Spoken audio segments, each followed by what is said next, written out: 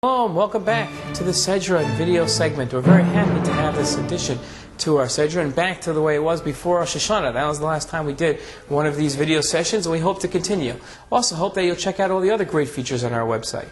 This week's Sedra is an exciting one, Sedra Bo. It's the parsha that really discusses the Jews' exodus from Mitzrayim, from Egypt. We also have the first mitzvah of the Torah, the new moon, Rosh Chodesh, along with all the Korban Pesach ideas.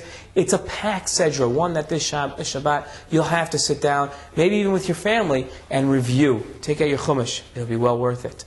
We find something interesting. Before each plague, Moshe Rabbeinu comes to Paro, asks for the Jews to be freed. Paro refuses. A plague hits. Paro comes back to Moshe, says, you can let your people go. Just leave either the women, the children, or the sheep, something to assure your return eventually. Moshe Rabbeinu says that's not part of the deal. It's either all or nothing. Another plague hits, and so on and so forth. And that's how we find, as each plague comes, that's the go back and forth between Moshe and Paro. What's interesting is right before this last plague, the plague of the firstborn, we find that Moshe raises the rhetoric. He comes to Paro and he says, Paro, you have to let everybody go. Paro says you can all go for 3 days, but you have to leave your sheep, in other words, the Jews' wealth, behind as a guarantor that the Jews will come back. Moshe Rabbeinu says no, and then raises the rhetoric and challenges Paro. He says, not only will we offer these animals as an offering and take them out of Egypt, but you yourself are going to send your own offerings to our God. That's a challenge to Paro that Paro can't let go. And Paro says, Moshe Rabbeinu, get out of my face, because next time I see you, I'm going to kill you.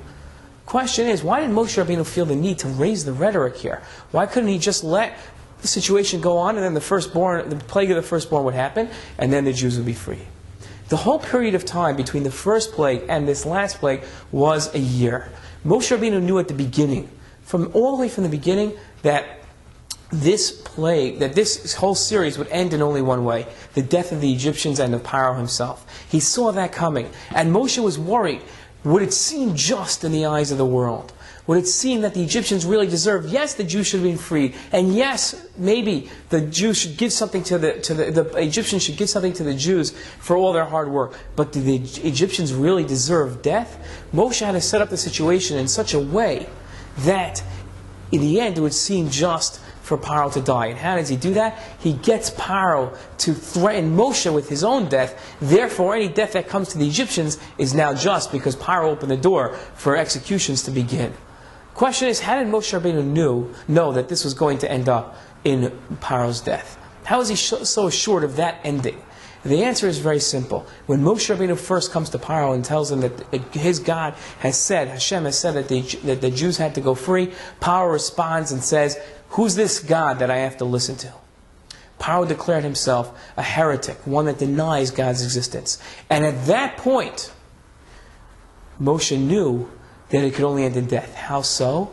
Because Paro was stating that I'm the one that declares my morals. When one doesn't have God as a baseline for declaring morals, it's all up to mankind. And the lesson for us is very clear. When we set our own morals, everything becomes subjective. Moshe Rabbeinu looks at Paro and says, this man is setting up his own moral baseline. This man is biased. And because he's biased, anything that he wants to happen will. Therefore, when Paro recognizes the fact that there's only one way of getting out of this, and that'll be the death of the Jews, he'll allow that to happen because he set his own morals. The lesson for all of us is that mankind can't set their own morals. We're subjective. When a dictator is presented with a situation that only another's death will allow his rulership to go on, the dictator allows mass genocides to happen, as we see in Paro's case, as we see all over Africa today. Moshe Rabbeinu understood this point, and it's something that we have to understand. We can't set our own morals.